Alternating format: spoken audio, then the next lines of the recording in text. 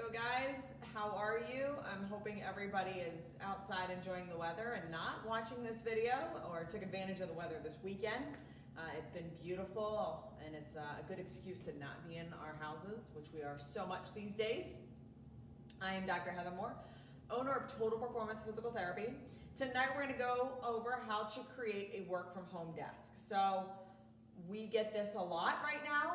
Many of you have been thrust into situations where you had a very good office desk ergonomic setup and you got thrown into working at your dining room table or whatever surface was available, and it is not the best. People are starting to suffer from back pain, neck pain. You're finding that you're not getting up as much during the day. You're finding you don't want to get up as much because there's no real reason to, get up from your desk when you don't have a coworker to go talk to. Some of you are alone, working from home, but there is a lot of issues right now because of the fact that we are working from home, and we've taken many situations where there were standing desks involved, and many of you have not been even able to access your office in order to get anything. So what I'm going to show you tonight is just some quick and simple things to do to make this pseudo home office better for your posture, better for your back. So I took some of the most obnoxious things in my office that I could find. We don't have a ton of really correct ergonomic setups here because we don't sit down very much. So we're always up, we're always moving. Most people around here don't sit for more than 20.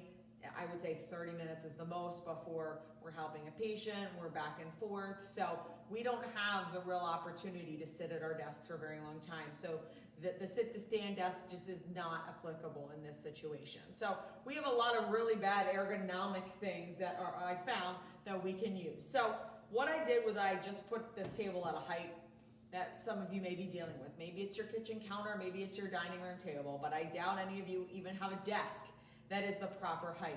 Many of you are working on laptops. Many of you may have dual screens. So there's a lot of things that are happening that we have to try to accommodate, and we have to try to accommodate them without having all of the fancy stuff that we would have at work. So let's start talking, and this is also for your kids. Most kids now are home and they are required to do schoolwork. So much like school, they get up a lot. They go to specials, they transition. My kids right now are only getting up if they go to the refrigerator, basically, but at least it seems that way. But you need to make sure that they are also properly set up. If your children is experiencing headaches, back pain, neck pain, that's from this proper posture that we need to set up. So I brought out my laptop. I found a really terrible chair that we are going to show you kind of how to make the best out of a bad situation. So one of the things that we're going to start talking about is, first of all, this setup here. So most of you have a laptop. If at all possible, you need to purchase either a monitor or a keyboard. Borrow someone else's, but you really need to, if there's one thing that you are going to buy, it is going to be a separate monitor or a separate keyboard. This is an absolute must if you're working on a laptop. You cannot have correct posture without those things. What component you buy, either a keyboard or a monitor, it doesn't matter. All right, but you want to have a way to separate this out. So honestly, if you're going to invest in something, do that. So most tables are either way too high, like this, or they're way down low. Most of them are more like this, where you wind up with your elbows up like this. So if you're going to type like this, you're going to give yourself some nasty, could be carpal tunnel, could be tendonitis. This is not how your wrist should be. And then what's going to happen is your eyes are going to go like this. So you're going to wind up like this most of the day. Some of you will be like this, all right, which is completely going to cause you headaches, pinched nerves, numbness and tingling, all the above. So what can we do to make this situation better? So you have basically two options. First of all, you can either put pillows underneath your chair. And again, I'm not talking about these being, this is not the best solution because obviously pillows slide. So we're not talking about the greatest solution in the world, all right? But now my arms are a little bit better at 90 degrees. Now I want to actually be at 90 degrees, so I would put a couple more pillows underneath here. But this is where you want your elbows to be. This is where you want your keyboard to be, because you want to be typing like this. So I would add a couple more pillows. Now, what you also can do is create your own sit-to-stand desk. And while they may not be as fancy as the ones that you have at work, you can fake it till you make it. You shouldn't be sitting for hours at a time. And I know with the situation many of us are currently in, it is difficult not to just sit and not watch TV or things like that. You need to start setting timers, whether it's 15 minutes or a half hour, no more than a half hour before you get up and either change position or change what you're doing, go for a walk. It doesn't have to be a break from work. So let's say you make this a standing desk. So when you make it a standing desk, the idea is that the monitor is going to be up here, okay? Because what you don't want to do is look down. So you can start by taking some books, and again, this doesn't get it high enough at all, but you can start by raising some books. Most of us have a lot of home deliveries, so you have a big Amazon box that you can stick this under so that the height of your laptop comes right here. This is where the top of your eyes meet the top of that laptop. And again, a box underneath here, a couple books. It doesn't have to be fancy. Now this is where you're going to need that separate keyboard, because if your computer is up here, you're going to need your keyboard down here. Again, because of the fact that we don't have the best setup, you don't want to be here for too long. You want to move about 15, 30 minutes. If you're down here typing, that's not good, because now you're putting a lot of pressure on your wrists. You're cutting off some of that median nerve that's going to cause that carpal tunnel. You might get numbness and tingling.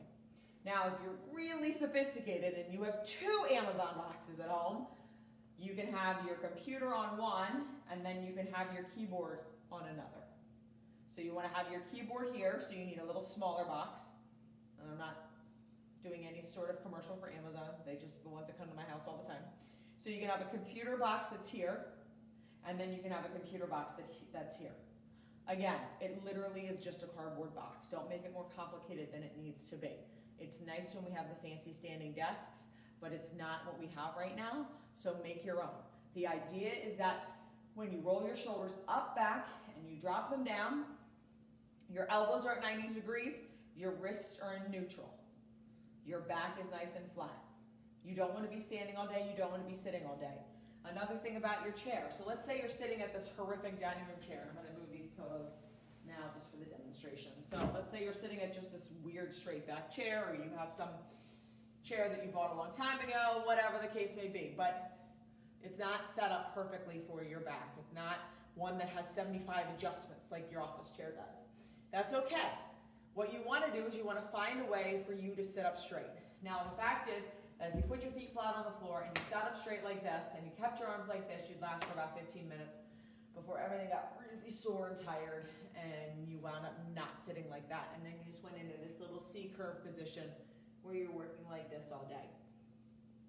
There are a couple things you can do. The first thing is you can actually scoot forward onto the edge of your chair and drop your leg down. If you are to do that, where you scoot your butt all the way to this edge of the chair and you drop your leg down, you're actually going to pull your back forward. I'm not doing anything right now except my leg dropped down. This is going to force my pelvis and my back forward. So I'm not working very hard to do so. I'm not expending any extra energy in order to sit up straight. And you might want to consider switching your legs. The other thing you can do is you can sit all the way back and use the back of your chair. Now, if you make that adjustment, you do want to try and have your feet flat on the floor, but you're going to have to adjust where that keyboard is. So you want to play with that. Now, is it okay to have your keyboard on your lap like this and a separate monitor up there so it's right at eye level and you're doing this? More than okay. All right? What you want to avoid is you want to avoid this type of posture. So you can sit here with pillows, again, completely unsophisticated, everybody's got them at home, and you can type, and then you can have a separate monitor up there. You can have your monitor up here. You want to make it so your arms are at 90, you're relaxed, and your monitor is up here.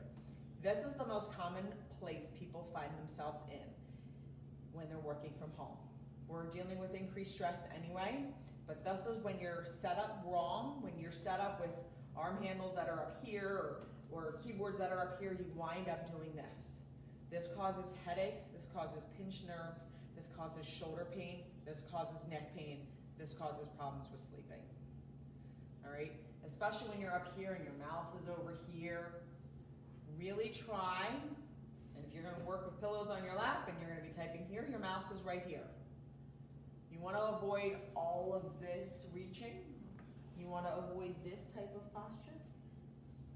All right, you really want to get in the habit of getting up every half hour, whether that's to change your position to a standing desk, and again, just throw your monitor or something on a box, whether that's to just walk around the chair, take a little 5-minute break, get a drink of water. Because we don't have the opportunities that we do when we're at the office to go and check in with people, to go and talk to people, to force ourselves up, we have to force ourselves out of the chair. We are not built to sit like this 12 hours a day. I don't care how perfect your posture is, you're gonna wind up with low back pain. You're gonna wind up with neck pain.